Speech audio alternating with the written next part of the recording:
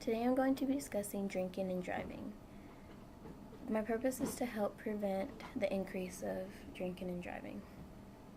How do you feel after reading in the newspaper that a family was killed in a car accident due to a drunk driver? What are the thoughts that run through your mind? Take a second to think about this.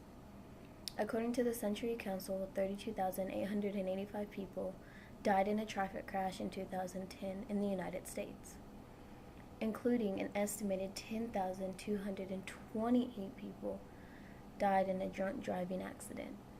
So many people lose their lives over something so horrible. Drinking and driving is a severe issue that needs to be taken care of. Let's begin with the problem.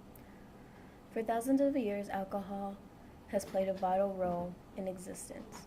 During early 1900s, states began individually adopting 0.8 as the BAC. Most drivers who have had something to drink have a low blood alcohol content. In my opinion, there should not even be a blood alcohol content.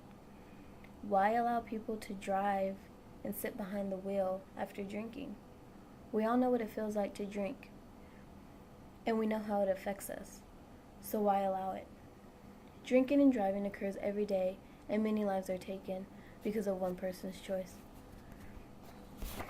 According to drinkinganddriving.org, every 52 minutes, on average, someone is killed in a drinking and driving crash. 900,000 people are arrested each year. 1/3 of those are repeated offenders. In fact, according to Michael S. Scott from the Center for Problems, anywhere from 1/3 to 3/4 of our drivers arrested for drunk driving have previously been charged with this offense.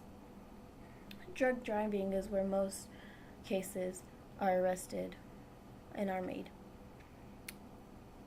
Who is affected by this? Everyone is affected. People who drink and drive put themselves and others at risk. Drivers, passengers, and pedestrians are killed and injured.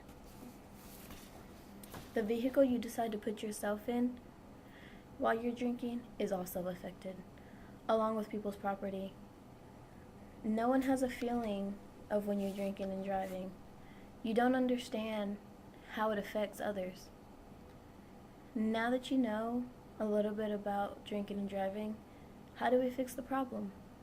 According to Drinking and Driving Can Be Stopped, designated drivers have probably saved nearly 500,000 lives and spared many more thousands of people from suffering an injury from drinking and driving. If you do not know what a designated driver is, it is someone who is not intoxicated and is very capable of driving you home. Let your friend or a loved one take you home. Here are a few great ideas to avoid drinking and driving. Avoid embarrassment to yourself and your loved ones. You get to keep your driver's license, and you don't get it taken away. You avoid fines that may cost millions.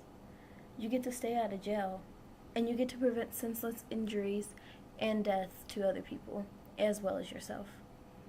The solution? Plan ahead.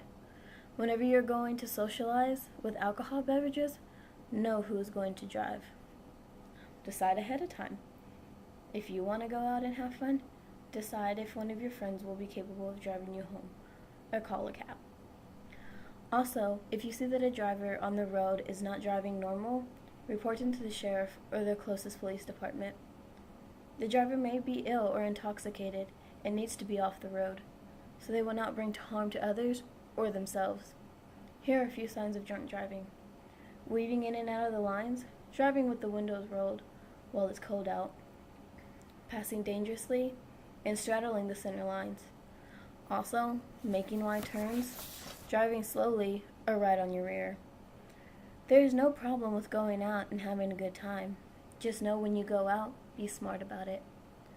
Do not be the friend that allows drinking and driving. Be the hero that is going to save their lives. I hope you have enjoyed my speech and learned a little bit of why drinking and driving is dangerous and should not be done.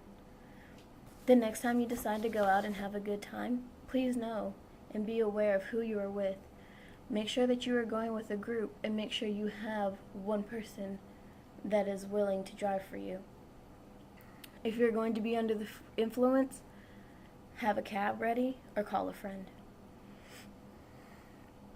Do not be the person we read about in the newspaper or the news, saying that you have murdered or hurt somebody or even put yourself in the hospital. Do not be the person you put yourself behind the wheel, and not be the person to choose someone else's life or yours. Do not be a villain, be the hero. Thank you.